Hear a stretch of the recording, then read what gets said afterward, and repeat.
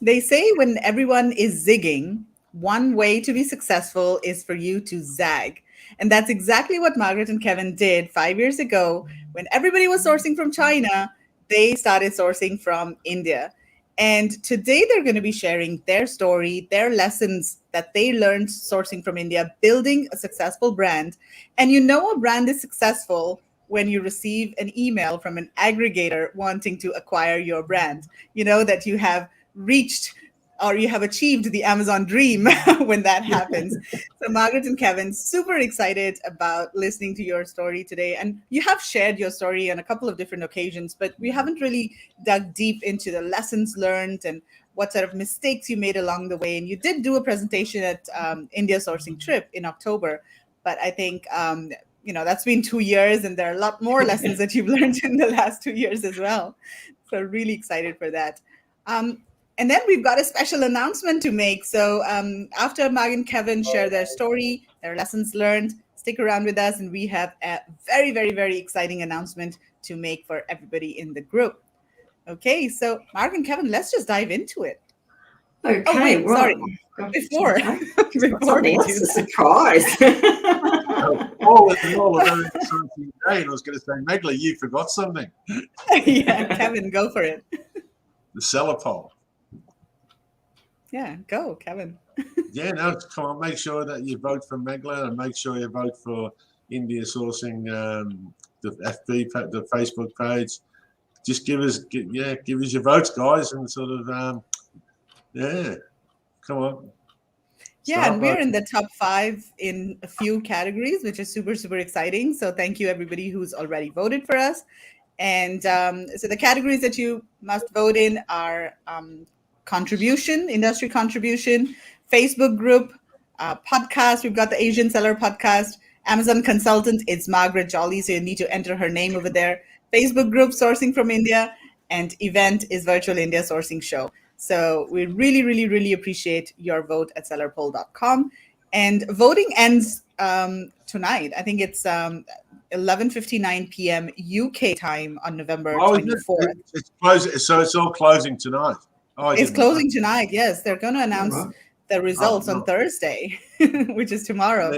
So super on exciting. Thanksgiving Day. Yeah. But Megla, this, I mean, I know there's been a couple of things, and I've seen Danny's video briefly this morning, where he sort of tries to, what he's saying, keep it fair. I mean, hey, it's a seller poll, guys. I mean, it's something that I mean, if we're doing a good job for you, you like our content, you don't like our content, you like our podcast. I mean, we do sort of work hard for you guys, and we sort of put a lot of hours into what we sort of produce. And and Meg, I mean, she works 24/7. I really like even on her birthday, because it's happy birthday, Megla. Those of you who haven't looked in your Facebook, it's Megla's birthday today. She's working on her birthday. So come on, guys, give me a birthday present. This is my birthday present from all of you. Vote for me at Seller Poll. Best birthday present ever. Okay.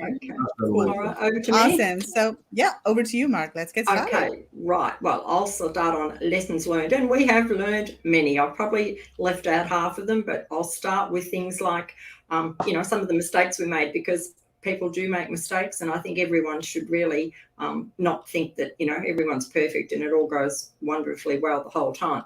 So look, we started selling on e-commerce on Amazon over 5 years ago, and look, it was before a lot of the tools like Helium 10 was around, but it didn't have any of the great sort of reporting and things, and nobody else. There wasn't much information. There weren't even a lot of, I suppose, trainers and podcasts and things like there are now to watch.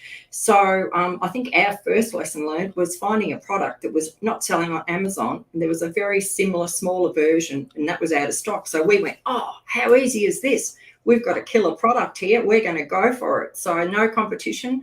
So we sourced this product from China. We made our own larger version. It needed a mold. It had a minimum order of 2,000.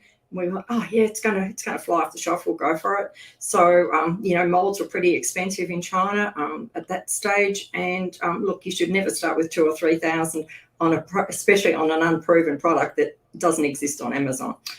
So my learn for you here is, if it's not selling on Amazon, nobody's going to be searching for it. There was not going to be many relevant keywords. So does that tell you something? Don't do it. We still have some of these in our garage, I might add, some 5 years later, because we didn't get rid of them all.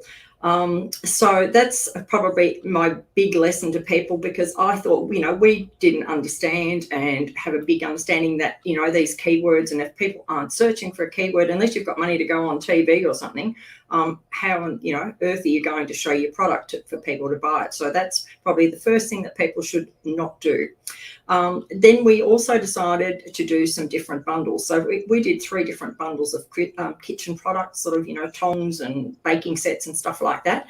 And look, we sold out of them after some time. But once again, we did a bundle. And what were the keywords for the bundles? There was a tong sold really well, or whatever else was in the thing was all selling well. But when people went and looked, did they really want the other 3 things that were in that box? They were after a pair of tongs. So we sort of, once again, didn't quite get it right. And they were fairly cheap products out of China. We were sort of selling them for $20 to $30. But we found that with all the hidden costs we didn't really understand at the time, like PPC and, all the other things that you end up picking up along the way, that it wasn't going to be viable to continue. I mean, we made some money on them, but we just thought it was a lot of hard work and not really where we wanted to be.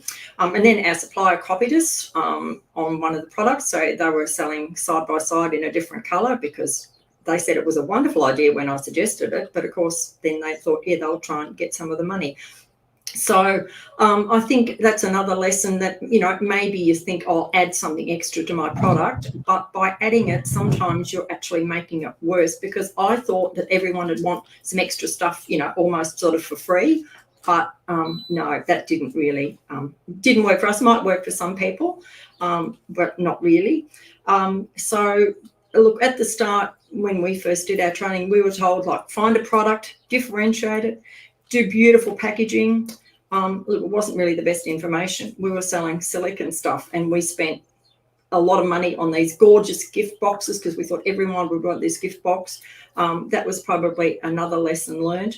And, if you're only selling for $20, unless it's really light and really small, it's very hard. By you pay your Amazon fee, it's usually about, $8 to $10 or something like that with all your bits and pieces. You haven't got enough left for your margin. So we also learned that, unless you want to do a huge volume, at $20, you've got to sell thousands and thousands to make, a decent profit out of it. It's very minimal profit. I don't want to be doing something where I'm making $1.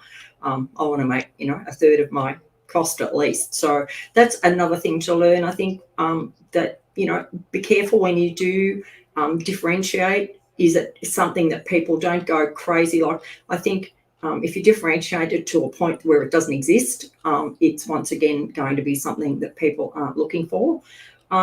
So, yeah, and I think now with all the additional costs, you've got your 3PL, everything's gone up, PPC's costs are gone up. It's even harder to make money. So do your homework and look at your costs. So with that, it was time for us to start again with the knowledge we already had, and we moved over to India. But Kev, have you got anything else to say about our first sort of 9 months foray on Amazon? Yeah, well, I think once people sort of start off, what we did lack is we did have masterminds, that people that we spoke to. We didn't sort of have in-depth knowledge of PPC. There was a couple of things that we didn't have deep knowledge of, which one was like packaging. And so it was the first time we ventured out and we started looking sort of to find a packaging company. And there was a few mistakes we made there. Like you said, the differential, to the packaging, to put something in a box, but the box will sell what's in the box. If we paid, $3 for a product, and we spent $3 on a box, Anyway, so but no, just I think right from the start, if people can get together with the right people, that can steer people in the right direction right from the beginning, and knock out all the negatives initially, to reach out to people, or reach out to people in masterminds. Make sure you join a mastermind, because it's a lonely journey. And we didn't reach out as much as we do today, and I feel by not reaching out initially, we sort of failed by not sort of having a family around us of Amazon people to learn from right from the start. Don't you think? And look, I think going into a mastermind with some experienced people, because look, we had a mastermind with two beautiful ladies, who were great, but we all started the journey the same day. So it was like the blind leading the blind. We'd all sit there and go, oh, what do you know about that? Nothing. So we'd sort of, so I think, or you go off and you get a bit more help from someone who's experienced. And I think there's a lot more of that around now. When we started, it was very hard to even get that sort of information. So I think, that was our lesson learned. But look, moving forward from there, finding India. And that was probably the best thing we ever did, was the trip, which we were going to Canton actually to look for more product ideas, because we just were going to source from China because that's what everyone did.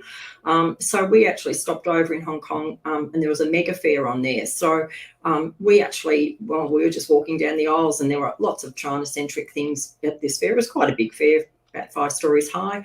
And all of a sudden I seen this stall, and it was like all these great Indian-made products. And look, it jumped, the whole store was, I'm going, oh my God, I was like a kid in a candy store. I'm running up and down all these things looking, I want this, I don't know what I want, and need to go and think about this, because it was just so different. But they made things that, by this point, I knew that I needed to get things that would sell and that were, sort of already on Amazon. And I knew all the things I was looking at were on Amazon, but we went away and did some research for a couple of days and back and forwards to this supplier. And finally, before we left, we hadn't given them an order, but we'd said, we're going to go ahead with this. And we actually got some samples off them on the last day and brought them home. So that was a really good find. But a little sidetrack there. Also, while we were at the Hong Kong fair, we stumbled across this Korean supplier who had the most cute bare heads or feet, that dish that was shaped, and it had all little sections, and it had had little things, face with ears or something. But it was absolutely gorgeous, and it had a sippy mug with it, and it had small eating bowls, and it had chopsticks and spoons and forks. It had everything, and we thought, it's eco-friendly, it doesn't break, you can microwave it. This is going to be fantastic, and everyone will want an eco-friendly plate for their kids. So we sort of talked to that guy and thought, yes, eco-friendly, we're going to go for this, because once again, nobody's selling this on Amazon. Didn't learn the first time. They're all selling melamite stuff at $20. Now, we needed to get the price of this around the $40, $45 mark to make it viable. So we thought, oh no, we're going to be the first eco-friendly. It's the big new word of the game. We're going for that. So we actually placed, but we learned we only placed smaller orders. China, we couldn't get anything under 2,000, or I think we got a couple of orders for 1,000, but then we had to get 2,000 boxes. I've still got some boxes somewhere sitting in China from that little expose. So this gentleman in Korea would let us do smaller orders. So we just did 300 of each SKU. Now, look, it was selling, but not enough, because you need to be turning over a bit more than, we were probably doing, I don't know, even if we were doing one a day. But until we got rid of all the stock, it did sell out, but it took us a while. And we just thought, we're too expensive. Most people seem to want the really cheap melamite things, even though they'd write a review and say, oh, I'm on my third one, the kit only lasts a day, and he throws it on the floor and it breaks in half, or I can't put it in the microwave, I don't want to use it, it can't go in the dishwasher. Well, ours could do all that, but nobody wanted to spend twice the money. So that was, I suppose, a little bit of a mistake. And once again, we had a complete set. We had the knives, the forks. So maybe if we'd have just done the plate on its own, a bit cheaper, it might have worked. But, we've sort of learned, and I don't think I'd do like bigger sets of things that people may not need. But I thought it would have been the great grandma's, but that's another thing that I suppose we would say, yeah, lesson learned. And it was cute. And, I was showing it to a couple of people recently and they went, oh, can we still get them? They're so gorgeous. But I said, no, you don't want to do it. You don't want to find a supplier again. Kev, what are you got to say on that? Marg, one of the other things, you remember if you go back and when we were sort of, just floating along, I mean, one of the things we did lack was like, we had the brand names and we knew, to get the products, but we wanted products to be able to fall in a niche. And so, the brand, but we could never find anything that really complemented each other. And one of the things that we saw on Amazon through someone we sort of knew is they had products, and not only would they sell one of the products, but they would frequently sell together. And so they had all these, and at that stage, Amazon used to give you, like a bonus if you sold frequently together all the time. So, do you want to explain that one better than I? Yeah, I'll actually come into that as we get down further. I'll do that one with. So we got a question from we got a question from Mohan. What were your first successful products? And we're coming to that, Mohan. So well, the first successful products from China we had were actually like silicon stuff. Like we did a baking set, so it was like tongs and spatula and some measuring cups and all those sorts of things made out of stainless steel and silicon. And look, they were quite successful. There just wasn't the margin really in it. For me, I'm basically lazy. If I can't make $5 or $10 out of a product, I'm not going to do it. The measuring cups, they had all the Amazon badges, and they used to sell. Yeah, they sold well.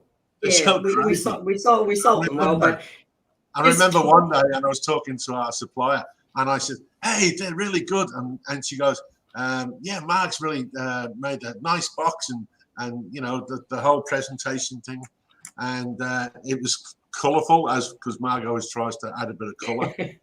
And it's selling like crazy. And I said, "Oh, we're going to need a lot more than what we've got." And the next month or so, we noticed that there was something very, very similar to ours. It was in the same sort of page when we tracked it down. It was our supplier that thought just different colour. So that was what happened after you found your supplier in India? You placed an order? No, before. Yeah, this was before. So then, I suppose we moved on to India, and look, I would say premium products, premium price, and handcrafted, and that was the difference between sourcing from China and sourcing from India. And I couldn't go onto Alibaba or anywhere and find my products that I was sort of starting to sell from India. Even today, I mean, you can't really go and find my products very much around anywhere. But anything that you're selling from China, I mean, it's on Alibaba 100 times. So I think that is a big difference. And the quality, like some of the niches we're in, well, most of the niches we're in, they also have products coming from China. And a friend of ours actually brought us back one of the products as a sample. And honest to God, I've still got it on my fridge because it cracks me up every time I look at it. It's like having a kid's toy. It's about a quarter of the size of our product, but they're selling it for $40, and it bends, and you can just about, cut your finger on the edges of the metal, and it's just not anything like we get out of not anything like we get out of India. But so look, what we did with India, because when we were I just couldn't decide what I wanted at the time, so we decided to choose. I think we started off with 8 products out of in the material. So it's what we did was we didn't go for a particular niche. We chose a material and chose all different products in different niches made out of the same material, but they all had to be a niche that was selling reasonably well on Amazon, that had a bit of demand. So we actually launched those, and look, they have sold. Some sell better than others. There's some that are really standout sellers that sell a lot every month, but we were going to cull them. When we first chose the 8, I thought I'll see which ones sell and we'll probably cull it back to 3 or 4. But in the end, because we've got a brand, we've got a look, and I've actually got like almost a logo in all my A+ of all the products. I did a collage of it, so when people open it up, they can see all my products straight away.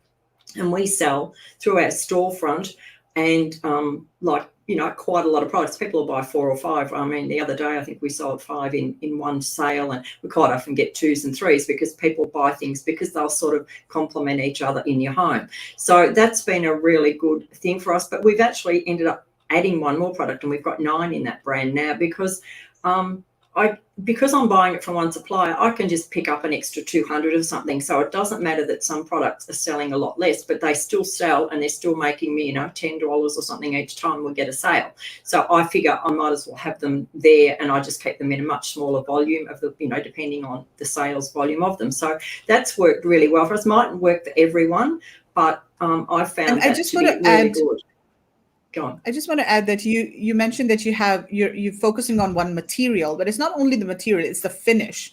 So you've got the material, and then you've got the same look and feel and finish throughout all of your products. I think that's one advantage in India, that you can get all types of different finishes, so it doesn't have to look exactly the same. It's not like shiny stainless steel finish. No, that's right. No, like you can choose, and I mean, we actually chose a look that I sort of liked that was a little bit different. So everything has got, and I mean, if you sort of put our products out on a table amongst other things, people would tend to know that they all belong to us because they all have the same, I suppose, finish. And look, they're all such high quality. It's hard to describe, but they're all weighty. I find a lot of the products that you see, like even when we went from going from the Indian store in Hong Kong over to China, and we started looking at the products there, everything we touched was really light and flimsy.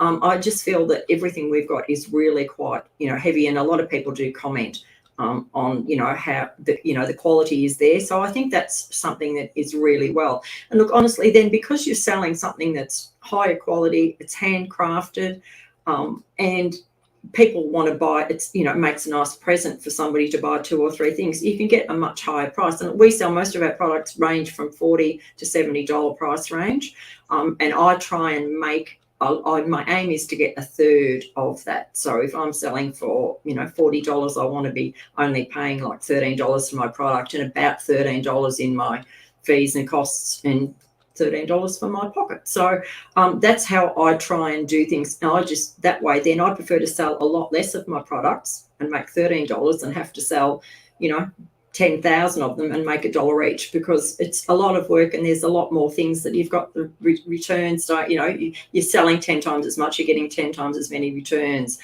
You've got, shipments to worry about, you've got stock to keep track of. So I find personally for us, but look, it's not for everyone. I know people who just want to scale. And look, Kevin and I are probably at an age we don't want to scale into a huge business that takes over our whole life, and I'm stressed worrying about, millions of dollars tied up in stock or something. So we're happy to have a medium-sized business that gives us a bit of an income. And I think now we're doing India sourcing, we haven't got time to do anything else anyway. So India's sort of taken over our life, I think, with the trips and everything.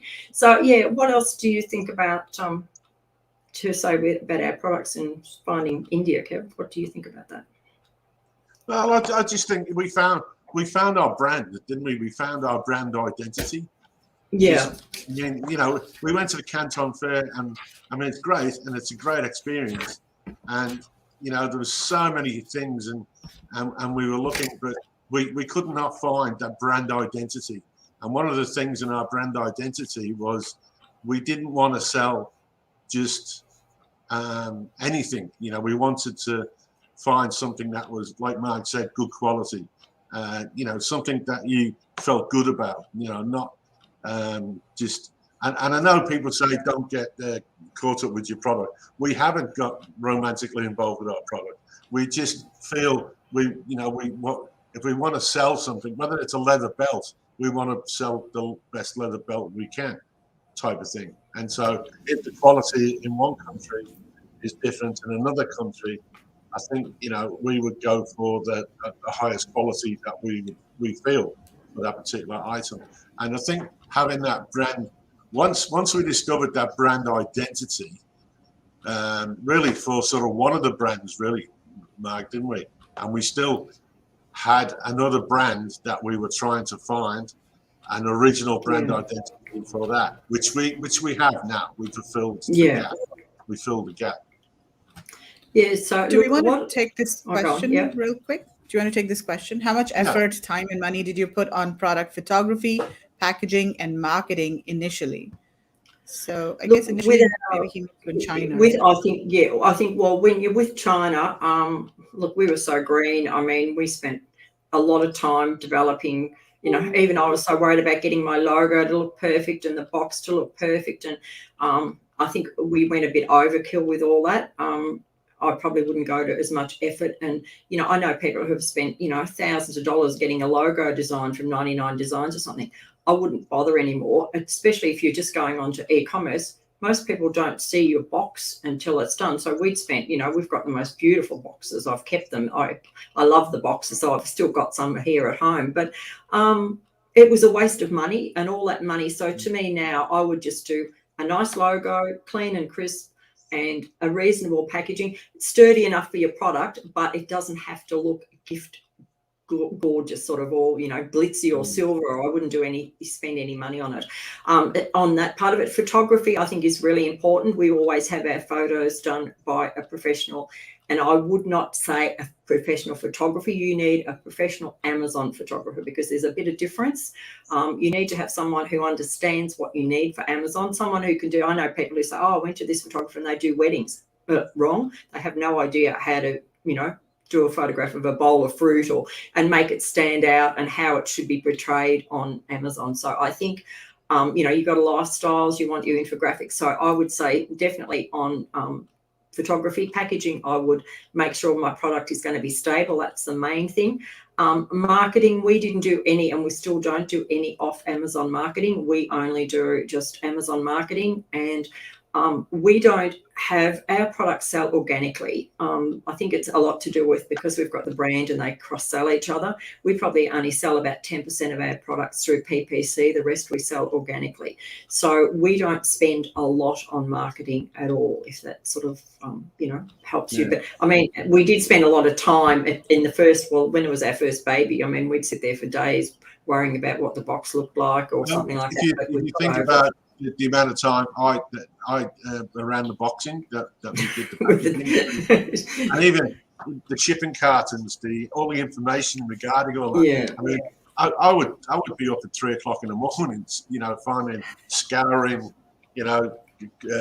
information on the talking to packaging companies in China.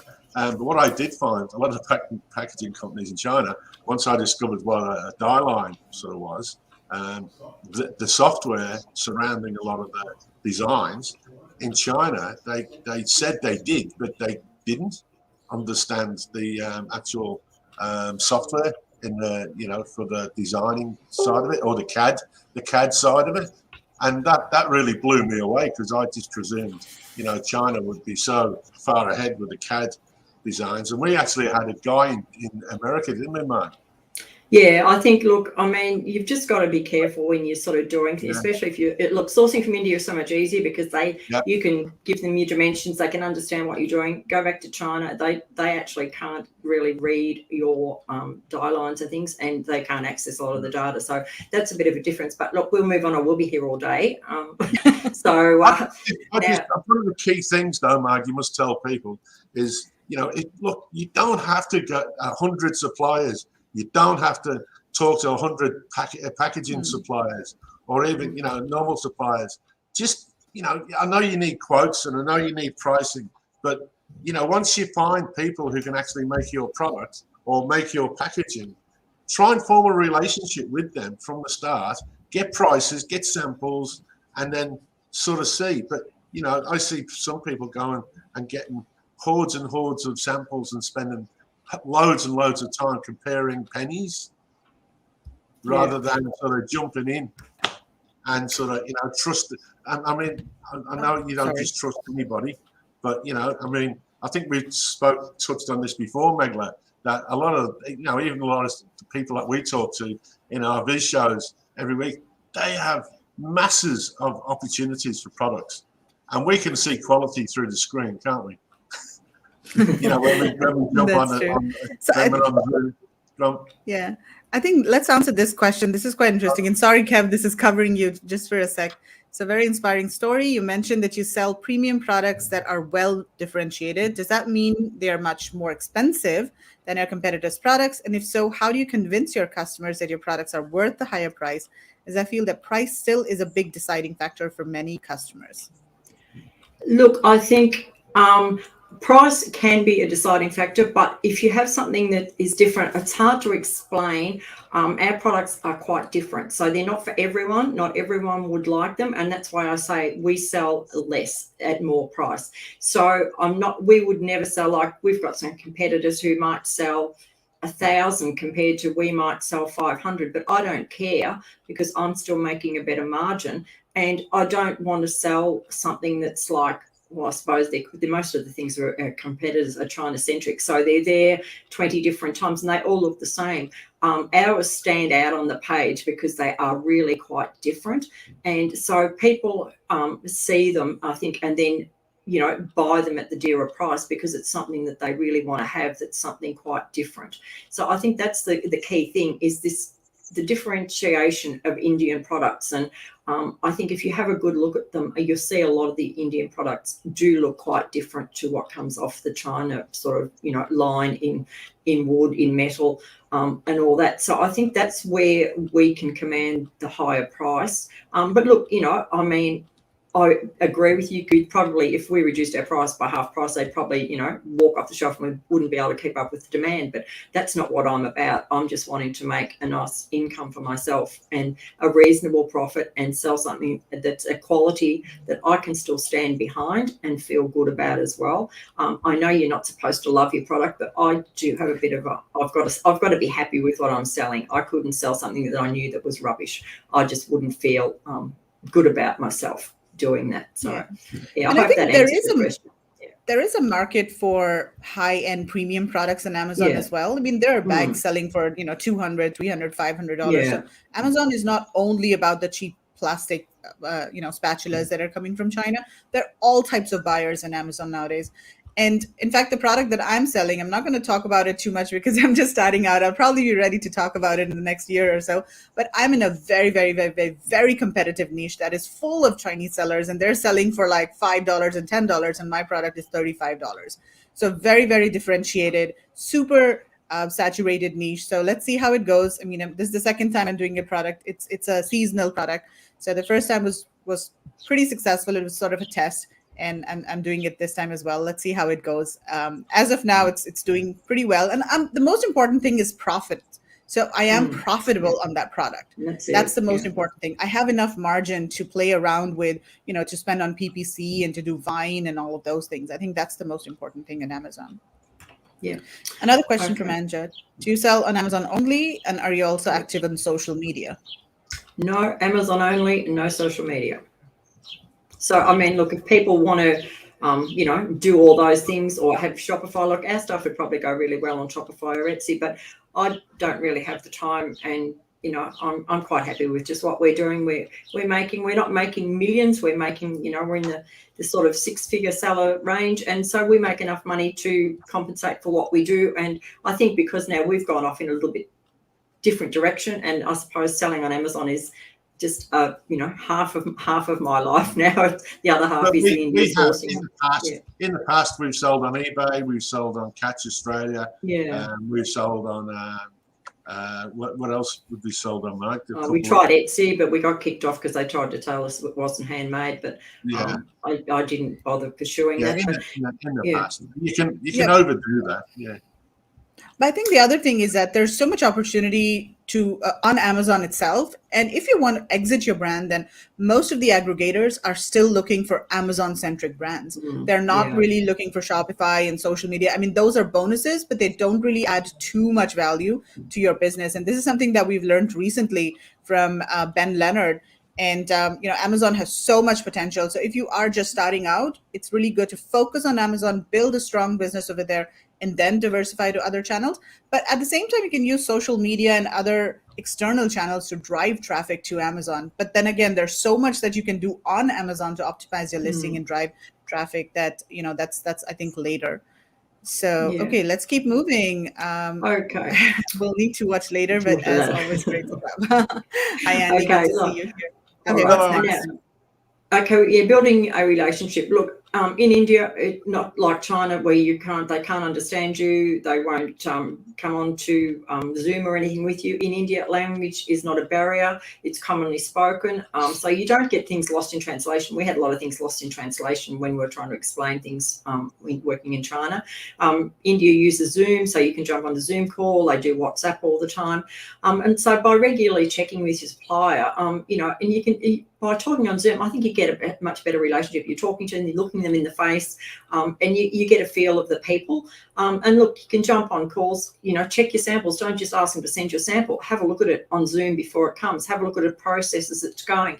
Check your product production as it's going through. Say to them, can you take your phone out and walk me through, show me where we are, what's happening, what's happening, is my packaging ready? Can you show me? So I think it's so much easier to build a relationship. And look, we've got a fantastic relationship with our supplier. We've been over there. We've been to their home for dinner several times. They're like another family to us now. We really get on well. We know the whole family. We know grandpa and the dog and all that. So I think it's a little bit different to dealing with China, that India, you can really build a good relationship. And look, I'll go on quickly here to branding and trademarking. So what we've actually done is, I believe you should trademark and brand right from the start. And a reason I'll add this in, because I just read this morning. Somebody has posted that they put a product up a few months ago, had their own brand name, but hadn't trademarked it. It's selling well, and all of a sudden somebody else has gone behind their back, trademarked their name, and started selling against them. And guess what? They're shot. They're dead and buried. So that's just another reason to me why I would not, if you've got a product that takes off and somebody's smart enough watching this, probably, people looking all the time for these things that we don't have time to do, and seeing this. And so these people now can't change the listing. They can't do a thing. And the other people have got their trademark. So that's something. But look, what we've done is, we originally had our first brand and we trademarked that early in the piece. But now we've reinvented that trademark. I've changed the boxing. I've changed the color of the actual logo and everything, but it's the same. We have a word mark, just a designed word as our brand logo. I don't have an actual logo, so we can just reuse that, because look, it's a generic name, and I always from the start wanted to do generic names because you can always then change. So at the moment now, we've moved into selling a completely different niche and material of products.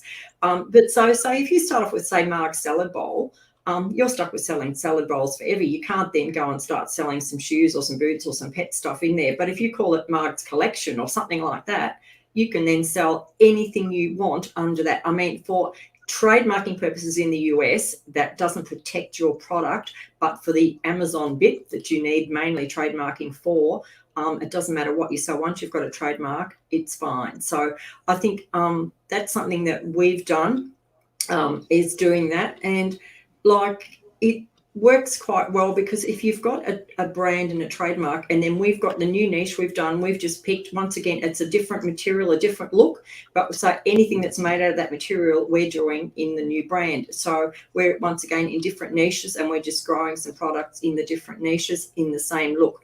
So that was easy for us, because we didn't have to go and redo all that again. We already had it.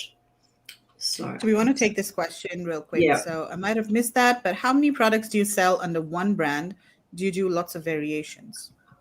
No, I've got no variations. I've got 9 products under one brand, my old brand, and I've at the moment got 3 products under my new brand, which is my old one regurgitated. But that's been live, we had that 12 months now. And we actually do have 2 different sizes of a product, but I don't actually do it as a variation, because I want to be able to have both of them on the same page, and I can double sell it, because they're quite a bit difference in size. It's not like a t-shirt, it's a product that is made a lot bigger. So I'm finding that, why would I put a variation? So somebody's either going to see the small one or the big one, and I might miss that other sale. So I like to have 2. So, and we're scaling that out now. I've got a couple more samples that I'm working on in those niches as well, to expand those to other products as well. So in that part there. Kev, do you want to say anything about Indian relationships or anything? Oh, yeah, I mean, it's totally different kettle of fish compared to, you know, other marketplaces that I've found. I mean, let's face it. I mean, we didn't tell people, you know, we've traveled all over Vietnam too and visited a lot of factories over in Vietnam, you know, sort of a few years back. So, you know, we had experience in, like, you know, talking, negotiating with different people and whatnot. But I just, look, I think we just fell in love with the Indian sort of people, the Indian things, the Indian way. And, you know, once we started to sort of move them products, and once we met Megla and we'd gone on a trip to India, and, you know, all the people around that, we just found it was so easy to communicate, to get things made, to jump on a Zoom, from A, B, C, and D. It solved the problem for us, because we used to get frustrated with communication, didn't we, Marg? Yeah, it's so much easier to, and I think, well, because we interview lots of suppliers and talk to lots of people behind the scenes that people don't know, and we get off the call now and we go, oh, they're so lovely, we want to go and visit them too. So we keep saying to people, oh my God, we're going to have to go and live in India for 12 months to go and visit all these lovely people, because you know, 95% of the people we have spoken to, we just get off and we really would like to go and either visit their factory or meet them somewhere. So I think to us it's just the but like and look how beautiful Megla is. See, all the people are as lovely as Megla. Yeah, but you know, when you're building a business relationship, whether it's China, Timbuktu, or whatever, you know, I mean, you know, it's all, you know, it's all around the, you know, developing that business camaraderie and that trust. And without that sort of trust, I mean, if you can't trust your supplier, you know, just walk away. If you don't believe your supplier, just walk away. And that's the same in any country in the world, isn't it? You know, you've got to have a feel. And you know, like as I said before, I mean, you can look at 100 different factories making the same identical thing, but who are you going to choose? You know, like the one that you've made a relationship with, you know, and it's a feeling, isn't it? You know, to have that sort of relationship. And we do feel a lot better in India, don't we, Mark? We feel a lot sort of safer. And now that we've sort of with Megla and we sort of speak to all these other factories, I suppose we're lucky that, you know, we sort of get to see a lot of these people behind the scenes, and you know, so it's second nature for us now. But at the beginning, it was a real plus at the beginning as well, wasn't it? Yeah, it was, so let's answer this question as well. Are you selling in the European marketplaces as well? No, Richard, we're not, but our products would probably go quite well there. Amazon keep asking me to do that, but I just don't want to go down the track of the VAT and all that stuff. So I'm hoping if we can sell this brand off, that the aggregators might like that, because then they've got somewhere else they can expand to quite quickly. So I'm hoping that might be a bit of a plus for us to have that as a bit of a, you know, that it will go well in Europe if someone wants to move it there. So I'm fingers crossed on that one, because I'd like to talk to an aggregator after Christmas, or, you know, we'll see what our figures are, and, you know, early next year or mid next year, start moving into try and get rid of our first brand that we've had going for a while, because we've had it going for 4 years now. So I think we could do it. So here's a question. Can you please say a bit more about the generic trademark versus a limited one? For instance, tips on the benefits of a generic one. Well, with generic one, you can move products. So just say you start selling, I don't know, a pair of black shoes in a brand, and you've called it Black Shoes.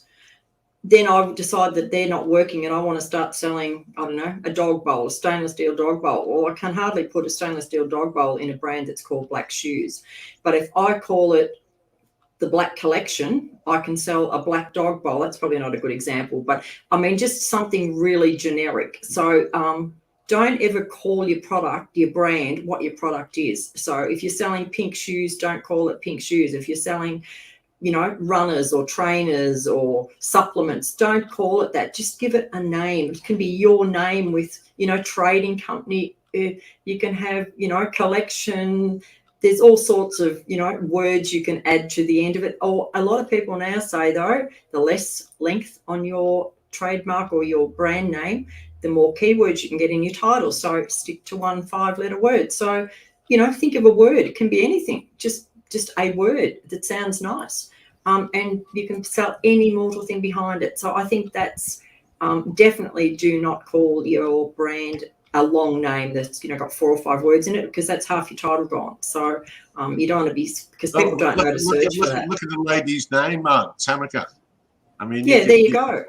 Yeah, that's a beautiful brand name right there. There's a brand name there. Exactly. Yeah. So, a lot of people might call it they can the reverse suburb it. they live in or whatever. Yeah.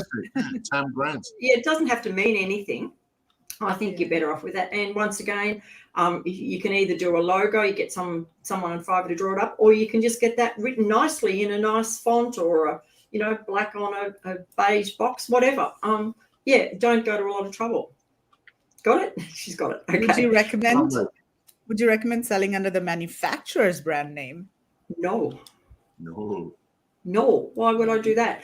On Amazon, if you do private label products, you are the manufacturer.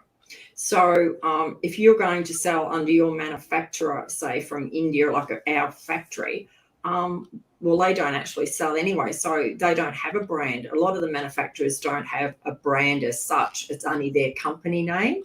But if you're talking about, I don't know, I'm trying to think of something in the US that I know of, but say, I don't know, Nike shoes or something like that, well, then you've got to get permission from the brand, and then other people are going to be selling against you. But if you do private label, that's your own brand, and you're the manufacturer, and you have your brand, you sell your products under it, and really nobody can hop on there and start selling against you if you've trademarked and you've got your brand registered with Amazon. So I think that's the way you should go. I wouldn't really like to get involved in selling as under a manufacturer, and you've got to make sure you've got contracts in place and all sorts of things. It's not as simple as just. Oh, you've got so much to say. No, I'm going to go right. 3. Most important points. Okay, know your costs. Choose products with demand and that have a need or a benefit or solve a problem, that has a reasonable sales volume with good keywords, and make sure you have a good margin for profit. They're my biggest tips. Profit. That's all you should be thinking of. That's what you're working for. Well, just quickly go through the others, Marg. Go on. While you're on the roll. Okay, well, I'll say, here we go. Look, Amazon is not a hobby. It's a real business, and it takes time and money, and there's no guarantee of success. So you've got to be prepared for that. Don't do too small an order when you first start off. You need 500 or 600 products, because if they start selling, you're going to run out. Have you got money to restock your products? If they do sell, you've got to have another bank somewhere, because you've got to order again. It takes about 6 months from when you first start dealing with a supplier to you get your product live. It takes you about 6 months. So in that time, prepare. Have your listing looking fantastic. Have great copy, great images. Make sure your A+ content's done, your storefront's done, and so you're dressed in the best looking listing there when the day you go live, and then you're ready to do sponsored ad. You can do your branding, you can do your posting. So all that should be in place before you actually start to go live. Now, this is my really big thing here is, look, Amazon is not easy. There's a lot to learn, and you're going to be jack of all trades. You've got to know about shipping, you've got to know about packaging, you've got to know about making a product, you've got to learn about selling on Amazon, PPC, the list goes on, copywriting, photography. You've got to be the expert at everything. So you've got to be prepared to wear a lot of hats. And so you need to learn about all of this. You can't just think, I'll pay someone to do all this, because if you pay them and they're not doing a good job, you have no idea what they're doing. So I think it's important that you get it all done properly. Look, you'll see a lot of marketing that says to people, look, in a few weeks you can be retired from your job and living on a desert island and walking down the street making millions. Hello, if it sounds too good to be true, it really is. It's not that simple at all. Look, Amazon can give you a great lifestyle. It can make you a lot of money. And look, you meet a lot of like-minded friends. Our life has changed. We have just got so many friends around the world through Amazon. It's been fantastic. And look, I think the biggest thing is, if you've got a product and it doesn't go well, get back on that bike and ride it again, because I think anybody who is honest will tell you that they've had a failed product who's selling on Amazon. There's not too many, even the big boys out there. I'm sure they could give you a list a mile long of ones that haven't worked so well or have failed. So if you do fail, you've got to put that under the carpet and say, okay, I've got to wear that as a loss, and I've got to make it up on my next one and keep going. That's it for me. Very quickly. Awesome. Kevin, do you want to add something to that? I'm Mic drop. No, that was great, Mike. That's brilliant. I've got a quick question, and then we'll go on to our announcement. So do you find India is slower getting product made? Yes, definitely, because it's mainly handcrafted. Look, if you go to China and you order, I don't know, 1,000 chopping boards, they'll press a button and they'll probably make 20,000 in the day and stick yours in one box, and the next supplier, the next person buyer in another box. In India, most of the products are actually handmade, and they do them. And when we say handmade, I've been to our factory and seen the men, they're making the handle for something or making a piece of metal and bending it. It's actually hand done. So if you order 1,000 of them, it's not going to be done in a day. It's about, metal and wood is around about 12 weeks, 8 to 12 weeks, depending on the complexity of what you're doing. Some of the fabric type products, they're a little bit quicker, aren't they, Megla? They're about 30 days. And some of the more crafty type baskets and weaving things can be about a month. But yeah, it's definitely not as fast as China, but it's a totally different thing. It's a handmade product, not a mass produced factory. But, once you get going like we do, we time our so we're never out of stock. And for us now, it might have been at the beginning it was slower, but now it's not. It's we're sort of instantly because we're always making stuff. Yeah, well, you've got a forward plan. Like usually when my shipment leaves my factory, I've got my next order ready, because I'll be sitting down going, I've sold this in this amount of time. How many am I going to need for the next 4 months or whatever I need? And I place my next order. So, and I think that's what you've got to do. But in the way things are in China, it might be not getting it made, but it's getting it into America. So the shipping is so long. It's probably quicker to work with India than work with China at the moment with the shipping issues. So, yeah. Okay. And Kim just said she's learning PPC. Maybe she needs to jump on a with Ritu. Ritu, yeah. PPC, I hate. I confess, I hate PPC. Yeah. It's my biggest hate on Amazon. I love doing everything else, but I hate PPC. It's just something, and I'm not a gambler, so I say it's like going to the casino and rolling money out and losing it. I'm with you, Marg. I love doing A+ content and images and copy. All that stuff is good, but PPC, not at all. Ritu is amazing. Yes, Praveen. Ritu does a beginner's PPC too, doesn't she, Megla? Workshop, we do a workshop. No, we did a workshop. Doesn't Ritu do another like a free? That's advanced. That's advanced. Okay. I think you need to start. Her mastermind is advanced. Yeah. Okay, so let's keep moving here, and we have got a special announcement to make for everybody over here. So, are you guys ready? We are. You're ready, Marg and Kevin? Megla loves doing all these things. So she's made all these lovely little signs. She loves this.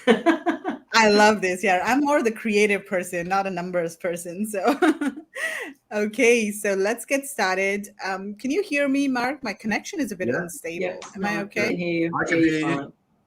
Okay, cool. So let's get started. Can we have a drum roll? Something special is coming up, and what is it? Here we go. India Sourcing Mastermind. Yay. So we are announcing our India Sourcing Mastermind, and it is open. So we've had India Sourcing Mastermind on the website for a couple of months now, but we weren't really taking in people. But now we are officially starting our mastermind. Woohoo! We are so excited for this. And I'm going to spend the next 5-10 minutes just giving you a bit of an introduction to what the mastermind involves. And in case you're interested, you can apply for the mastermind as well. So this is basically your team, your India sourcing and your e-commerce team. And what we strongly believe that in this Amazon business, if you're alone, there's only so little that you can do. There's only so far that you can go. But if you're together with a group of like-minded, supportive sellers who are in the same boat as you, there is a lot more that you can do, and you can go a lot more far. right? I mean, Marg and Kevin, you know about all of this, right? Do you want to just quickly talk about how being in a mastermind has helped you?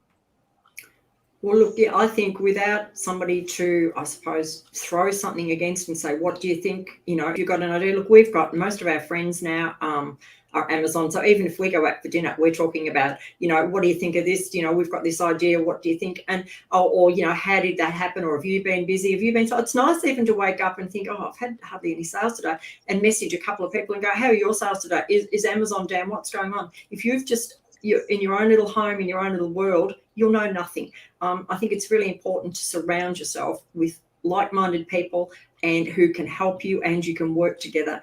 I mean, you don't have to sort of get them to hold your hand, but it's nice to bounce an idea off and get somebody to come back with a bit of a, like some people, and it's quite, I mean, people ask me, what do you think of my product? And if I look it up and I think it's no good, I don't sugarcoat it. I'll say, oh, I don't think you should do that. It's not a good idea. You're going to lose money. So if you don't want to know the truth, don't ask me. But I think that's what a mastermind should be, is that people can see, because sometimes you've got your blinkers on and it's your baby and you can only see down this real narrow tunnel, whereas somebody from the outside can look at it and go, oh my God, that there's something wrong with that, or there's something wrong, you know, your title, you've got the wrong words in your title, you're not going after the right thing. So I think sharing all those things with a few people is the best foot forward. So, you know, to be able to put your title out to someone, say, this is my new product, what do you think of my title? And people will help you improve that. And I'm sure you get, if you're speaking to other Amazon people who know what's required, you'll get some really good help from those things. Well, you learn from those things, Margaret, don't you? I mean, yeah, you do. It's not a case of, you know, I mean, we've learned over the years. I mean, people, we sit around the conversation and, you know, sort of all levels of sellers. And, you know, we sort of teach each other, but we've got to be prepared to learn as well. I mean, you know, and I mean, if someone comes along and says, hey, I don't like your title, why don't you like my title? What's sort of wrong with it? Because it's missing X. And remember, you know, commas and when capital letters and different things, you know, over the years, and how many times we've changed various things, but you know. Well, I remember the very first product we put up, I sent my title to all my friends who knew nothing about Amazon, because they were good at grammar, and got them to make it sound really grammatically correct. Biggest mistake of my life. Stuff it with a few more keywords. I mean, hello. You know, like I was, yeah. So you soon learn, yeah, but don't go and ask non-Amazon people for help, because they won't help. They'll hinder. Right. Yep. So what exactly is India Sourcing Mastermind, and how is it going to help you? So our objective is to create an India sourcing and an e-com team for you. Now, of course, we don't have all the answers, but we're collecting all of these people who are experts in their respective fields, and we've created an entire team for you to help you with all aspects of your business, not only India sourcing. So our objective is to provide you with all the support, information, knowledge, and guidance that you need to build a profitable brand sourcing from India, and hopefully be able to sell it someday and then sit and relax on a beach somewhere and sip margaritas or travel the world. My dream is to just travel the world. That's the goal. Exactly. Yeah. That's our goal. Whatever your goal is. Exactly. Man. Whatever your goal is. That's what really matters. Why are you doing this business? Why are you in the Amazon business in the first place? So we are here to help you achieve your goals and your dreams. So what exactly do you get when you join India Sourcing Mastermind? So first of all, you have access to myself. I've got 20 years experience in the sourcing industry. And I've sourced from China, from India. I've lived in China for 10 years. I've worked in India, and anything that's related to sourcing, I can really help you with that. You've got Margaret. She's built a brand from scratch on Amazon. She knows what works, what doesn't work. And building a brand from China and from India is kind of different. There are lots of other masterminds out there that will teach you how to build a private label brand. But when it comes to India, we are the only group out there that's really focused on India. We're sort of the India experts. So if you are looking to build a brand from India, then this is the place for you to be. Then we've also put together a lot of resident experts. And we've got experts in the field of sourcing, logistics, quality control, legal, trademarks, branding, PPC, listings, videos, mindset, and most importantly, exit.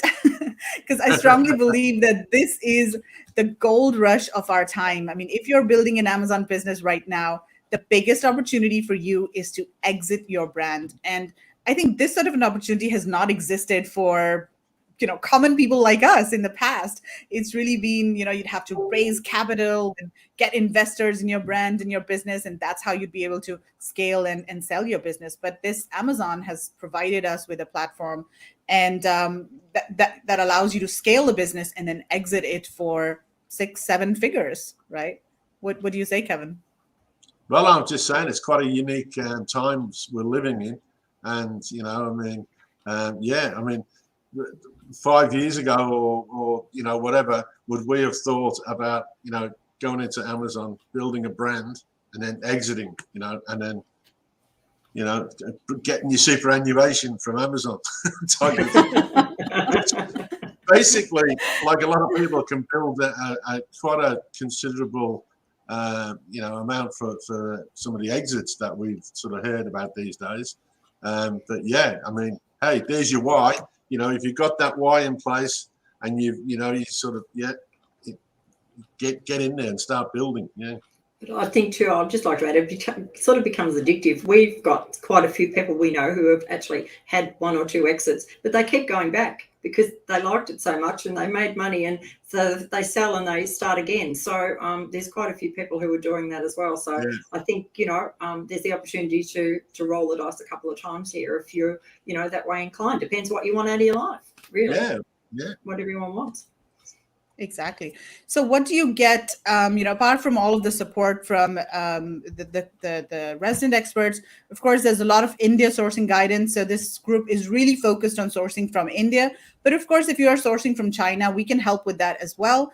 And you can always join this group, even if you're sourcing from China and you want to diversify sourcing from India, that's fine too. Or even if you just want to focus on China and you don't want to do India, that's fine too. You're welcome. But our focus is more on sourcing from India.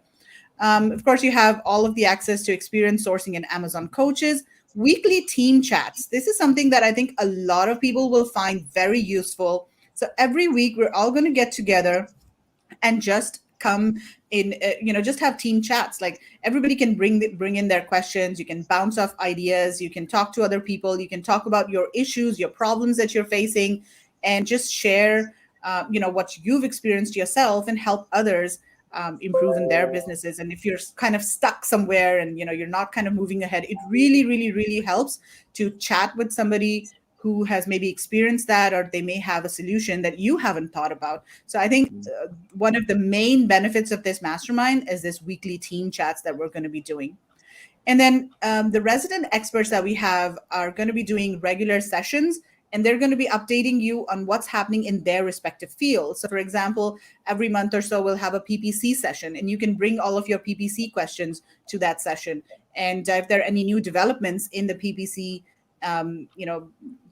industry, it is an industry in itself, then our resident expert for PPC, Ritu, is going to update you on what changes are happening, what changes you need to make in your PPC strategies to stay profitable. Now, we have personalized guidance for preparing your business for an exit. And this is super important. And I want to spend a bit of time explaining who this person is and why we've chosen to go with this person. So the resident expert that we have for exits is Ben Leonard from Ecom Brokers. And I can't go too much into detail into the types of aggregators and all there are out there. But just to give you an idea in brief, there are Amazon aggregators. So these are companies that buy businesses, right? And there are lots of different aggregators like Una Brands and Trasio and all of these people. And then there are brokers. So brokers are basically agencies that work with sellers, with Amazon sellers, to optimize their business. And then they go out to different brokers and try to get the best price for your business. Now, if you want to sell a business and you just go to a broker, then what happens? The broker wants the cheapest price, right? He doesn't want to give you a lot of money because, of course, they want to keep the profit for you, for themselves, not for you, right? So they're going to try to give you the lowest price possible because that's in their best interest. But if you work for a broker, they're going to try to maximize the price, maximize the value of your business, because that's in their best interest, because they get a percentage from you. They're not paid by the broker, they are paid by the seller. And so it's in their best interest to get you a good price for your business. And when we were thinking about this mastermind and we wanted one person to help us with exits, we we thought about a lot of the different aggregators out there, and there are lots of great companies, but this is what we think is the best for sellers working with a broker. And so Ben is going to be with us right from the beginning. He's going to be in our group. He's going to be doing regular sessions. We've also got certain discounts for him if you want to get an evaluation of your company done. And he's going to be available to answer questions. And most importantly, if you're just starting out, he's going to tell you where your business needs to be in 2 years in order for you to be able to sell it at a good price, and how you need to start today. What does your business need to look like today? What are the right things that you need to focus on? What's the company structure? All those sorts of things, so that 2 years down the line, you can sell your business.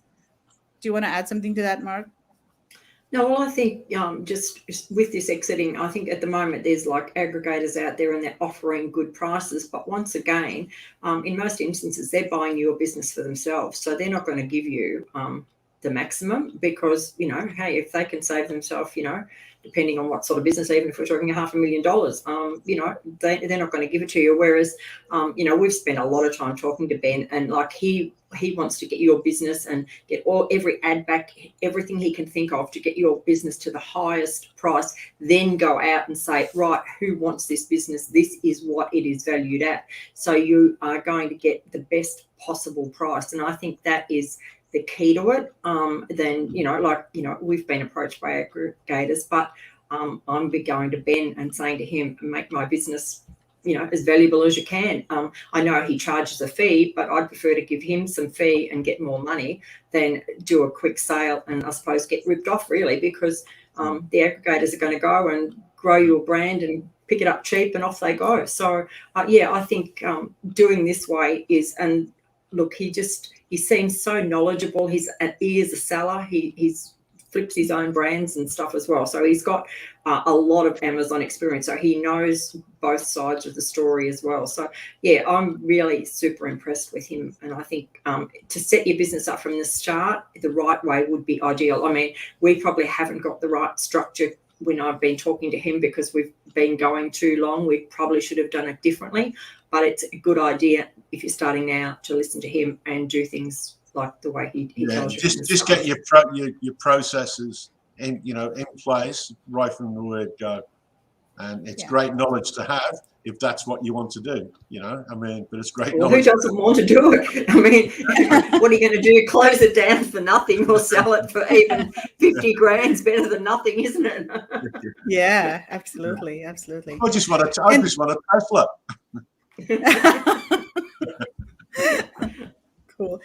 And then we're going to be doing live sessions with industry experts. So as you guys know, we do Webinar Wednesday every week in our group, and we're not going to be doing weekly webinars moving forward. We are going to be maybe doing fewer, once in 2 months or once a quarter in the group when there's a really important topic to cover. But all of our webinars, we're moving into the Mastermind now. So if you're a member of the Mastermind, you get access to all of this additional content. And Marg's Monday Musings. So who doesn't love Marg's Monday Musings? I wait for, the first thing I do in Monday morning is check my Facebook to see what you've posted about. And it is so valuable because you are keeping an eye on what's happening in the Amazon world and then highlighting the most important things that people need to focus on in that week, basically. And that is just so powerful because there's so many moving parts in Amazon. It's difficult to keep track of what's happening where, and so you are doing it for us, and that's absolutely amazing. And then another thing that people really struggle with is accountability and planning. So we are going to be doing a lot of we're going to give you support in terms of planning for your month, for quarterly planning, as well as annual planning. We're going to be helping with all those three things. And then accountability. This is something that we've heard sellers say so much that it's difficult for them to stay motivated. And even though they have, a why, it's still difficult for them to stay motivated. So we've got a mindset coach. We've got Cameron Allen, who's going to be part of the mastermind, and he is going to be helping you stay motivated. Of course, you have to be motivated in this business yourself, because entrepreneurship is a lonely journey. And if you're not motivated, if your why is not strong enough, it will be difficult for you to carry on. But sometimes you just need a little bit of a push, and we have somebody for that. We're also going to have we'll also have a Telegram group, and in case there's an SOS or if you need urgent help, the experts will be available in the Telegram group. I'm going to be available. Marg and Kevin will be there, and we will be responding to you instantly. You will also get preferential access to India sourcing trip. And in fact, the early bird pricing for India sourcing trip will be extended for you. So you can get a better price for the trip, way longer than any other people are doing that. So you don't need to decide very early on if you want to go on the trip. You have that preferential access, and you also have the preferential pricing. We are also going to be doing exclusive sessions with suppliers, new products. Now, a lot of times suppliers don't want to show their latest and greatest products publicly. They usually launch, new designs, and they send those out to their exclusive buyers via email, or they do, Zoom sessions with their trusted buyers. But they are more comfortable to do these, to show these products, to show their latest releases in to smaller groups of buyers. And so we're going to be inviting them to the mastermind, and you're going to be the first to see new products from suppliers. And of course, discounts and offers. So you do get a discount on all of the workshops that we do. And I see Vasu here is asking, what about the workshop? Will that be part of the mastermind too? So Vasu, no, it's not going to be part of the mastermind, but you will get a discount on the workshop. If you want to do the workshop, that's separate from the mastermind, but you will get a 20% discount if you join the mastermind. Do you want to add anything else here, Kevin, Marg? Well, probably just, are you going to tell them the hour, what we're planning on the times for the mastermind, how it's going to work, the hour? No, what it is? No, not the hours right now, but I've got a few more details. All right, yeah. Okay, yeah. I'll let you go with that, yeah. Okay. So let's keep going here. And the most important thing that we really focus on, and I think we're doing a pretty good job of this in our group currently, strong community and camaraderie. And you're going to be part of a very, very strong, supportive, and welcoming community. And, community building is something that I really specialize in, and I'm proud to say that I'm really good at. I can get groups of people together, and they'll all have a really good time, and they'll get along with each other. And that is something that's, not easy to do, because you can get a group of people together, but everyone has their different ideas and views. And, it's not always easy to make sure that people can kind of gel together. So that's something that we're really good at. And you've seen that with all of our workshops, with the India sourcing trip. We are really good at keeping people in the community happy and satisfied. Okay, so is this right for you? Now, India Sourcing Mastermind is not for everybody, but if you are sourcing from India, or if you want to source from India, then this is for you. But of course, we can help with China too, but we are India focused. And if you are if you're experienced in Amazon, this is definitely for you. If you are new-ish to selling on Amazon, then this is for you. You should have a basic understanding of selling on Amazon. I mean, especially if you do want to sell on Amazon. We don't want people who are completely new to Amazon, who don't even know what PPC is, because we're not going to be going into the very, very basics of Amazon. If you are just starting out, you have no idea how Amazon works, we would suggest to go do a course. And you can join the mastermind and do, Freedom Ticket at the same time. It's an online course that's offered free by Helium 10. So you can do Freedom Ticket, get a basic understanding of how Amazon works, and then the mastermind will be able to help you start and scale your business. Also, if you want to build a brand to potentially exit, this is a really, really good fit for you, because that's what we're really going to be focusing on and helping a lot of people do. If you want to sell online, Amazon or any other marketplace, or even retail, that's totally fine. We are going to be focusing more on Amazon, but if you do want to do other, channels, online or offline, whatever we talk about, teach, it works for all channels. You have to have an abundance mindset. This is something that I'm very particular about, Marg and Kevin too. We want people who are generous, who are giving, who don't hesitate to share. we'll even have you share your product. We're thinking of doing sessions where people will actually come in with maybe their products, their problems, and then everybody in the mastermind will help them. So it's what are we going to call it, Kevin? I'm still working Spotlight. on that. Yeah, Spotlight. Like that. Spotlight. Yeah. Spotlight. Spotlight. In the spotlight. Yeah, yeah, Kevin comes up with all the names. So yeah, and we're going to be helping people individually on a monthly basis. The most important thing is you have to be committed to growing your brand. You have to be committed. I mean, Amazon is a business that's not easy. You're going to be facing a lot of hurdles, difficulties, but you have to be motivated to stand up and get going again if you face an obstacle. And of course, that's what the team is here for. We are going to be motivating you. But then at the same time, you have to have that motivation from within you. Otherwise, this business is going to be very difficult for you. Yeah. Would you agree? Yeah. Definitely. Look, and I think one of the most important things that we want to see in this is at least on one session a week where we do a team chat, we want you to all get involved. We don't want people sitting behind their Zoom, not seeing their face and just listening. We're not there just to be teachers.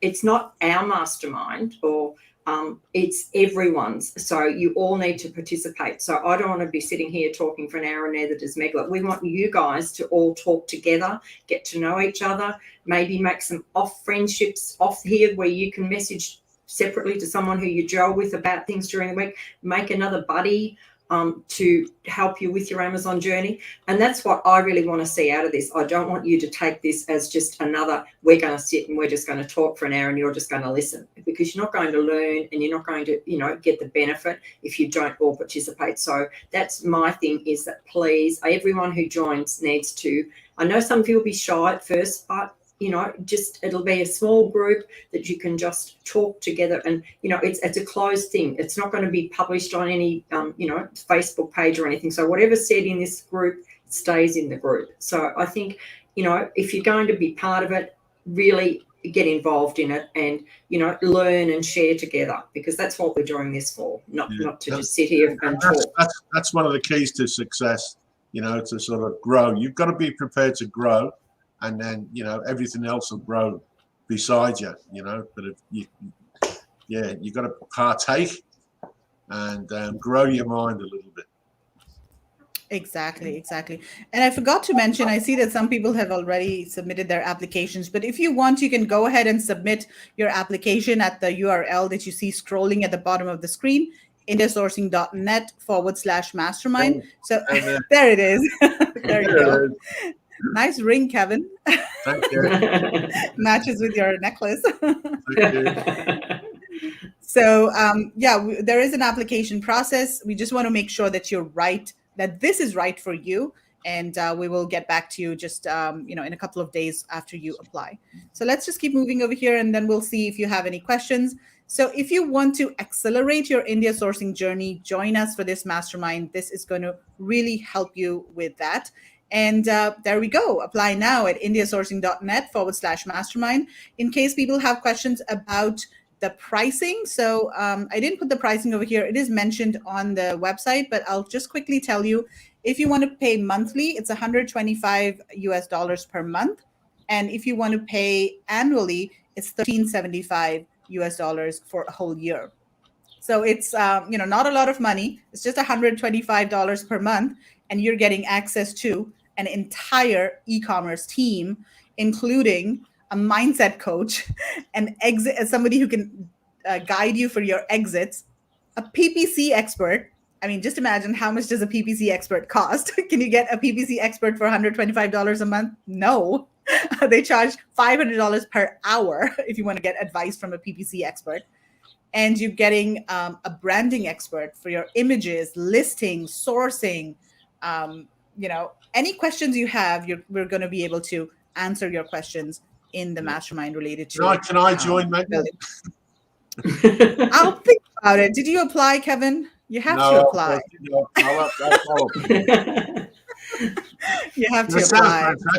It sounds fantastic, and I mean, you girls have put a lot of hard work into this and a lot of thought, and I know, you know, your goal is to, you know, sort of genuinely help people and not just take the money. I mean, you know, and yeah, you know, even the way you just said, you know, both of you, and I've heard you time and time again that, you know, you don't want people just sitting at the sides. You want to see people, you know, get success and be happy, and, you know, most of all, be happy with what they're doing, and, you know, and stay on the right course. I mean, so many people we know, and, you know, so they start one thing and they don't complete it, and then they go on to the next thing, and they go on to the next thing, and they go on to the next thing, and, you know, it's all about staying the course.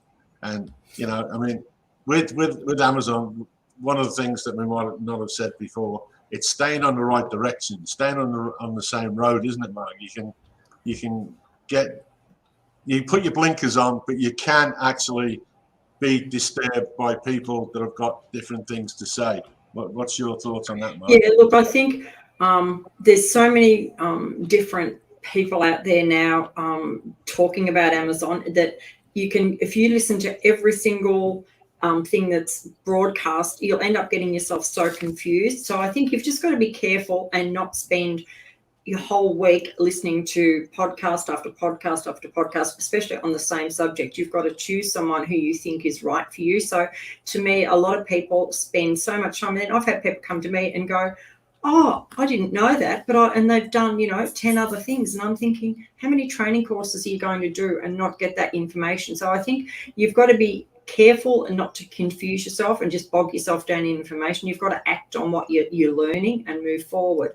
So, and I think it's just one mistake can, you know, like $125 a month. You've only got to do a mistake on your shipping plan or a mistake on something, you know, don't put the right labels on your cartons when they're leaving India or something, and $100 is like chicken feed, because, you know, you can spend $1,000 paying someone in America to try and relabel your products or something. So I think by just learning, because look, we have people contact me nearly every day with something, and it's in a panic. Oh, I haven't got my labels on my shipping, or I've put this on and I should have put that. So I think you know, those things are very, very important to get right. So if you're in this group and you're about to do something, nobody's going to laugh at you. I'm about to do this. This is my first time. Can you tell me, is this the right process? Am I going about this right? And you've got an answer from a team of people that have all done it before, not just me. There'll be other people on here who've done the same thing that you're doing. So I think then you're going to share and learn and save yourself a lot of costly mistakes, because there are so many mistakes that you can make, you know, by just not asking the right question or not listening to the right, you know, bit of information. And sometimes you read, there's some Facebook posts that people think they know what they're telling. And I've read, and I know Stephen Selikoff gets quite upset about a lot of the answers that are on there, because half the answers are wrong. And I'm reading it going, oh my God, that's not right. But, you know, they're not in our group, so we don't go back and correct everyone. But, you know, that's where some people can learn the wrong information very easily by listening to so-called people who just, some people don't even sell, and they'll answer a question and you go, yeah, and what do they know about that? So I think you just got to be careful to where you take your information from, that it is correct, that you're not just getting it off someone who's, you know, thinks they know what they're doing, but they're probably not even selling. Exactly. And they're just in the groups to sell their services, and they have been given scripts. So it's just so risky nowadays to get information. And of course, in the India sourcing group, you will not find any of these people, because we are very, very careful about who we let into the group. And Lauren is saying, this is an incredible price. The amount you give is mind blowing. Thank you. Marg and Kevin, are we undercharging? Well, I think, look, I think at the end of the day, like I said, it's you two ladies that set the parameters on that side of it. And as I say, you know, is it all about charging thousands and thousands of dollars just to? No, well, I think we want to make it affordable so people have got some money to make some profit, because if we keep charging silly prices for everything, you know, we'd end up getting rich and everyone else wouldn't be making any money. So we try and do something that, you know, I mean, obviously we've got to cover our time. We put in hours and hours, but, you know, we just want some reward for that. And we want to be able to help people get on this journey and be able to afford to do it. So I think it's, you know, that's, to me, that's why we don't want to go charging, you know, $500. It's crazy. we're happy with, to get Yeah, these well, over. I mean, the India Sourcing Network family is growing day by day, week by week, month by month, and it's only just a baby, really, isn't it? So. Yay, Megan is Right. saying this is fantastic, Megan, just what I fantastic. need. No problem. Yay. Awesome. Okay, Yeah, and look forward to it seeing you really, all I think there. both Marg and I, we cringe when we see Facebook ads of all the gurus out there saying that, oh, Amazon is so easy. You can just do it in, 2 months. Oh, All you need is it a makes me product sick. and buy it at $3 and sell it at $10. Look, you're making so much profit and you're going to be super rich. And it's just, it's so scammy. And a lot of these are scams. So that's not that we want to do. I mean, we don't want to be millionaires ourselves. We don't have, we don't want to buy our sports cars or anything like that. We don't have those kinds of ambitions. But, But of course, we want to compensate ourselves for our time. Rush, isn't it? It's a modern day gold Yeah. rush, isn't it? So Yeah. you expect all the marketers, the supermarketers, the sort of. I know.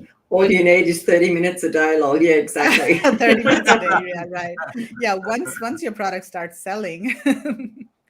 Even but then, there's a lot of work. Yeah, even then you need a lot. Yeah, Kim, it's not easy. It's not. And that's what these people don't tell you. And I mean, for us, not only for this mastermind, like right from the first day, we've been saying this is not easy because we don't want people to come in to, either our trip or into our group or anything into our workshops and say that, hey, you told me I'm going to be rich and where's my money?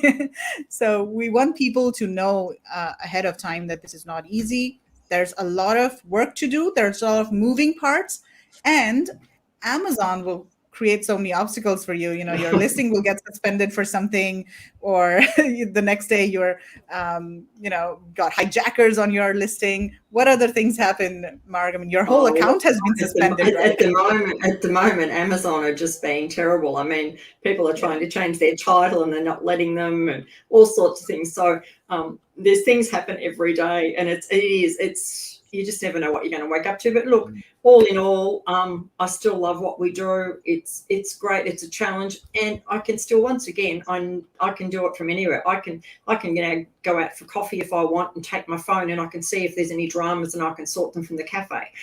It's not like I don't have to get up and go to work at 9 and sit at the desk till 5:30. So, and I mean, it's fairly, if you look for the right products and get 2 or 3 decent products, you should be able to get your income in 12 months time. But for God's sake, do not, and I've heard so many people have contacted me and said, what are you doing? Oh, well, I resigned from my job because I'm starting Amazon. And I just go, oh my God, like this person thinks he's going to make, $100,000 in the next 6 months. Hello. So, and look, it's like any business. Go and open a retail store. You're not going to make 10 cents for the first 2 years if you're lucky, because there's so many hidden costs. And that's a similar thing with this. You've got to scale. You've got to get your next lot of stock. So there's always money needed. So it's not as easy as people portray. And it's my biggest thing is all these fake ads that, sell the dream, and it's not a dream. Marg and myself, we had, sort of a bit of experience with franchising. And I mean, hey, people spend mega amounts of money buying a franchise, but they don't just go in there, buy it one day and then get a key and open the door and off they go. They get really, a lot of education and training beforehand, so that when they initially go into the business, they're off and running. They've been trained sort of managerial wise and how to collect the money, how to customer service, etc., etc., etc. And it's the same with this. If you educate yourself on the whys of how to do things, to do the processes to begin with, you're going to be miles, streets ahead. And putting it this way, talking of franchises, most franchises are around the $500,000 mark, and you get nothing back of that. That's just your fee to join. You can get Amazon up for, if you've got $20,000, you can start and scale. You can't do that with a franchise. So, this is a good business model, but you've got to work at it and you've got to be patient. Congratulations, Kim. You've Yeah, got your product. Yeah. That's awesome. Yeah. Yeah. So, it's a question hard from Penny. Yeah. Sorry, I arrived late. Do you recommend the workshop in January before joining the mastermind? So, Penny, I would suggest you join the mastermind now and then also do the workshop in January. And when you join the mastermind, you'll get a 20% discount on the workshop. So the workshop is basically, it goes through the A to Z of sourcing in India. We won't be able to go into that much depth in the mastermind sessions. So I think you should do the workshop, but at the same time, join the mastermind now, because we're going to be starting with sessions in December for the mastermind. So you don't want to miss the initial sessions with Ben, and we're going to be doing some planning sessions. So officially the mastermind starts in January. So it goes from January to December. I mean, if you want to pay annually. And our hope is that, we start with you in January and we help you source products for Q4 in 2023. But of course, you can join anytime in between as well. You don't necessarily have to only join now. But we would recommend, if you're really interested, join us right from the beginning. So that you can join all the live sessions with Ben and the planning sessions as well. But of course, if you join later, you will have recordings of them, and then you can go back and watch those sessions too. So just to give you an idea of how we're going to, or when we're going to start. So officially we start in January, but we're going to do 4 sessions in December. And they're mostly introductory sessions, getting to know each other. We're going to do a couple of sessions with Ben. So it's just sort of preparing for the start of the mastermind in January. And then the first session for the mastermind in January, the official start of the mastermind is, I think, January 9th, if I'm not mistaken. That's January 11th. Yeah, 11th and 13th. January 11th. Yeah, 11th and 13th. So we're going to do 2 sessions every week, 2 live sessions. And if you're in Australia, they're going to be on Tuesday and Thursday. And if you're in the US, it's Monday and Wednesday. And in terms of the timing, we are flexible with the timing, but we're going to be doing one time that's good for the US and UK, and the other time that's going to be good for Australia. And we're going to be, we'll make sure that everybody has the opportunity to join all the different sessions. But of course, because of all the different time zones and where people are, you may not be able to join some sessions live unless you stay up, at 1 a.m. or something. But of course, you'll have recordings of every session, and you'll be able to log in to a platform where you'll have access to all the recordings, everything organized, all the resources.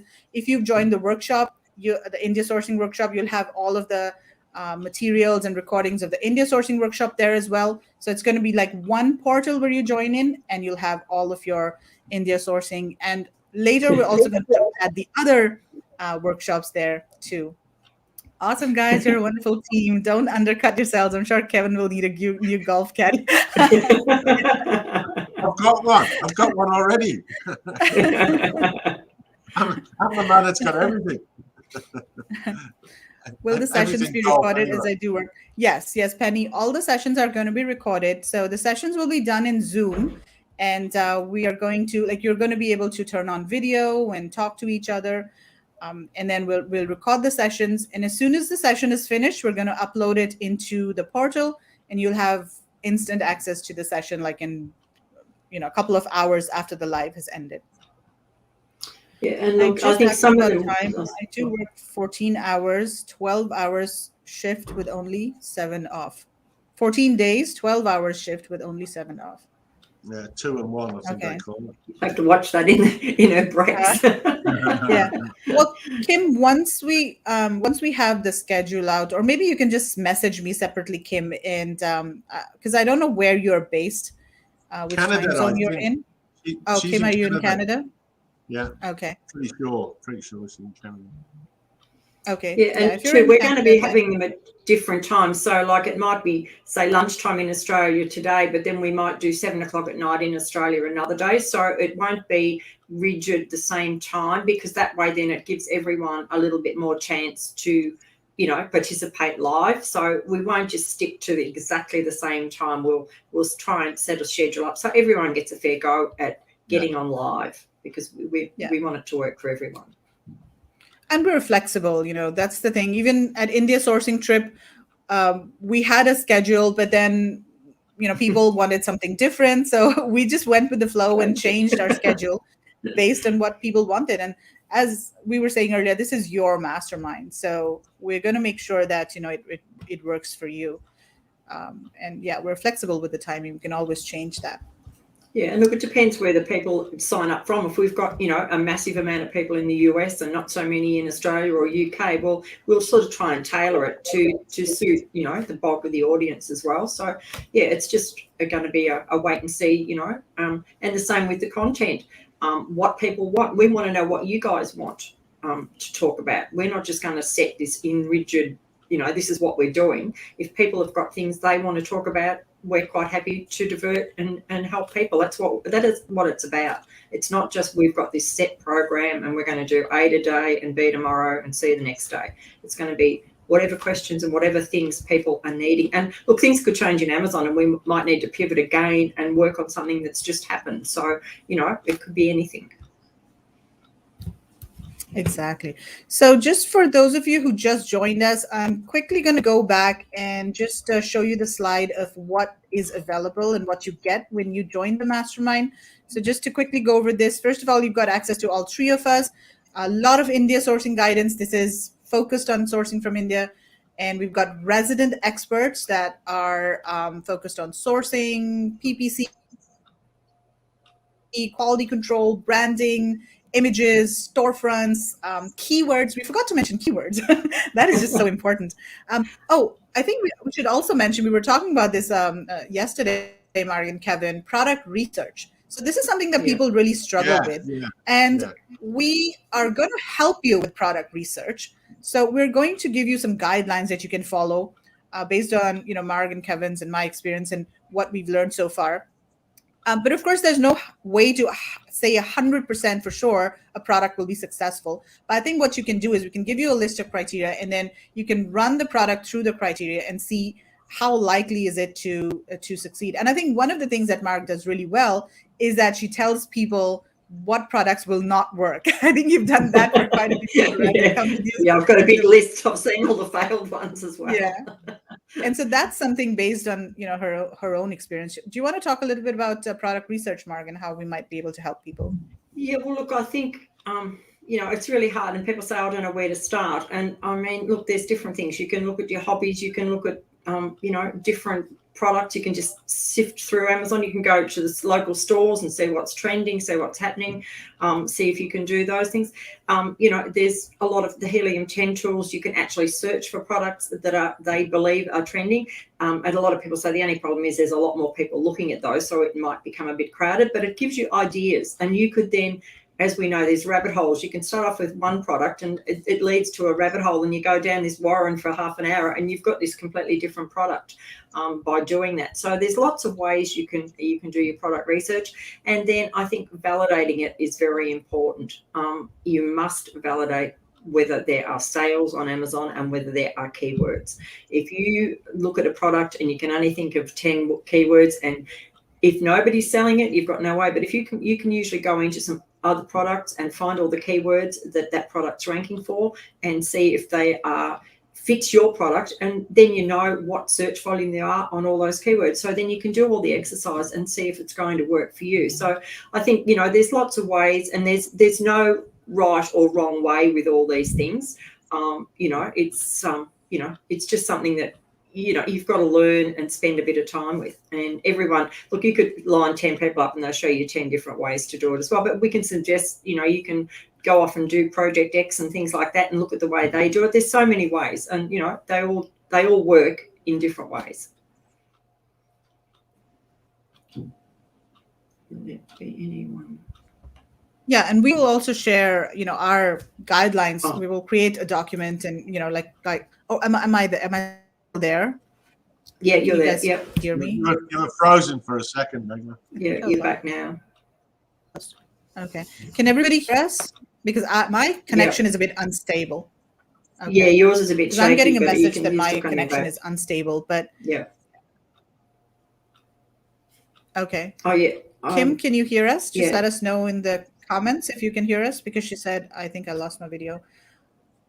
But yeah, I was just saying that, of course, product research, but then another thing is keywords. A lot of people just are lost. And Marg, you were telling me that there are people who've done masterminds and entire courses and spent thousands of dollars on all this education, but they don't know how to do basic keyword research. And so we're going to be focusing on those kinds of things, like very basic things that if you get those things right, master the basics, then you can build a strong foundation and, move up from there. Okay. Will there be one-on-one sessions if needed? So Vasu, one-on-one sessions are not part of the mastermind, but of course, Margaret and I, we're available for one-on-one sessions. And, you'll get a 20% discount on the fees that we charge for one-on-one sessions. And it's very reasonable. It's $75 per hour that Margaret charges for her session. So, but otherwise, the team is available for you. Like if you want to ask any questions, any generic questions, the sessions are there, Telegram group is there. If you want one-on-one coaching and you want to talk about your specific products, then yeah, that is available for a fee. Okay, so I think that's about it. We're only an hour and 40 minutes over. I know, oh my gosh. That's really exciting, Meglin. You've done a great job there with the graphics and stuff. Fantastic. Oh, wait. I need to do this again. Yeah, she's got another one. Another one. No, this is just the same. So this is, I'm using Canva to present, and it's so cool. It's got these shortcuts that you can actually do this. Yay! I love this kind of stuff. That's great. And of course, everybody, I mean, does anyone know it's Megla's birthday today, or does anyone miss that? Yes, I think it's people posted. Yeah, it's my birthday. I think some people made it work here. I just went. Yeah. Thank you, Mike. There's the elephant. Yeah. Thank you, Kulbahar. Cool. Andy, thank you. Awesome. Okay, so let us know if you have any questions. There's one quick question there from Penny about PPC. Yes, we will have PPC. Ritu will be in the group as a resident expert. So she will be covering only briefly, of course, because we don't have hours. I mean, you could spend a week on PPC, but yeah, she will be covering it. But we do also have a workshop as well, which I don't know when it's scheduled for, probably Feb or something. I think we've got another workshop if you want in-depth training that goes for several hours, so, as well. Yeah. Which will cover all PPC strategies you'll ever want to know. Yeah.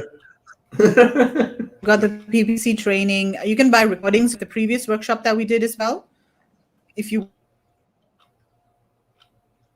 Yeah. Yeah, I think. Yeah. Exactly. Right, you're and then breaking Ritu will up, be available in the group if you have specific questions. Yeah. And then, of course, she will also be doing. Oh, we've actually lost the birthday girl now. We've lost the birthday girl. No, I think she's actually going to come back, Marg. I don't think she. No, I don't think she is. Yeah. No, I think we might have lost her. This. Oh no, she's back. There she is. We're just going to say we're just going to take the fire. We're just going to wrap up, Megla. Okay, so guys, we're going to wrap up over here. Let us know if you have any questions about the mastermind. If not, submit your application. It's a short form that you need to fill up at this URL. Yeah. And then we will see you in the mastermind. Yeah. On the 7th, okay, thank you. 7th of December, isn't it? Yeah, 7th of December. Yes, the first session is going to be on the 7th of December. My gosh, that's just 2 weeks away. I know. We don't have a lot of time, do we? But the people are going to help us because they're going to be doing their questions. So they're not listening to them. I'm not going to be preparing a speech for them to talk every week for an hour. They're going to help me. Yes, absolutely. Okay, so thank you everyone for joining us today. And we really hope you will consider joining the mastermind. And we look forward to helping you build a profitable Amazon and private label brand sourcing from India. We'll see you next week. Bye. Okay. Bye.